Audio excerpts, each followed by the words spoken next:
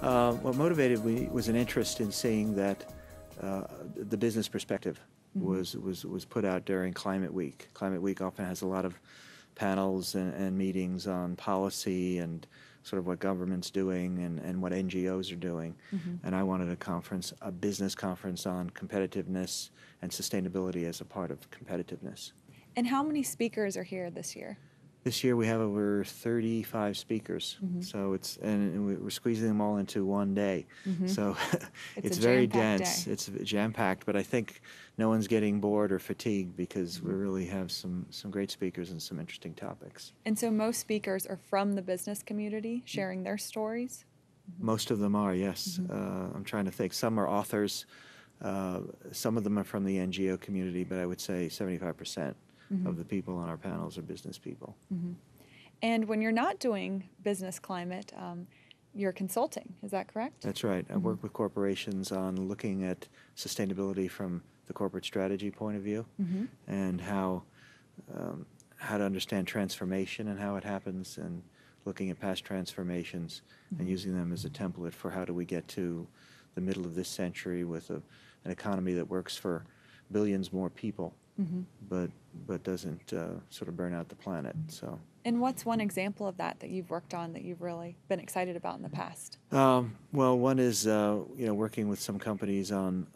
One company I worked with was pooling carbon allowances and creating an exchange-traded fund from carbon allowances, and they needed a way to communicate to the marketplace what this was all about, what carbon was about, what climate change is about, and how this is sort of going to be a big business. So it was sort of helping them position this for the marketplace. Very interesting. And one thing I want to talk about is Moore's Law, because I know you focused a lot on that at this conference. So give us a rundown of what that is and how that applies here. Okay.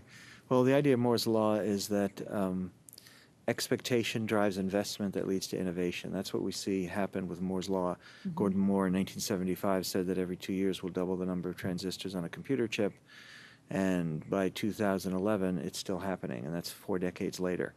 So that couldn't have happened just because Gordon Moore knew a lot about technology, because he could not have understood the technologies that would enable this to continue to happen 30 or 40 years later. So it had to be something else, and what it was a system was created around Moore's Law as an organizing principle, and that system was, the consequence of that system was this continued and very predictable doubling of density. So if an organizing principle like Moore's Law can have this sort of galvanizing effect on a growing industry, perhaps there's a similar principle that we can apply to building a sustainable economy over the next 40 years that will also galvanize and organize and create rules of the road and create sort of the catalyst for innovation. So it's understanding transformation in the past and what rules might apply in the future and how we might use them. And as being a business leader, do you think the business aspect is more important than policy and regulation and those sorts of things to get the market moving? Well, I think they all have to work together, but I'd say from the business perspective, if business doesn't get this, we're not going to solve this without the business people really seeing this as the opportunity of the 21st century. Because once that's seen, then they'll run with it and the innovation will come. Unfortunately, we seem to be seeing too much of dragging, kicking, and screaming into the reality of climate change rather than the opportunity side. So I think it will happen, that realization will come, and it'll probably come in the next 2 to 5 years where companies are really knowing that if they're not on board on this, they're not going to be competitive. And that was the other aspect of Moore's Law, was if you didn't keep up with it, you'd be out of business. So you had no choice but to keep up with it. So companies that aren't keeping up with understanding the drivers of sustainability will end up being uncompetitive. And entrepreneurs and business people here at this conference seem on the forefront of this, really making this happen. Yeah, absolutely. We've been blessed with some of the great speakers. We have Clay Nessler from Johnson Controls and Mark Vachon from GE Eco-Imagination. We have Carbon War Room contributing.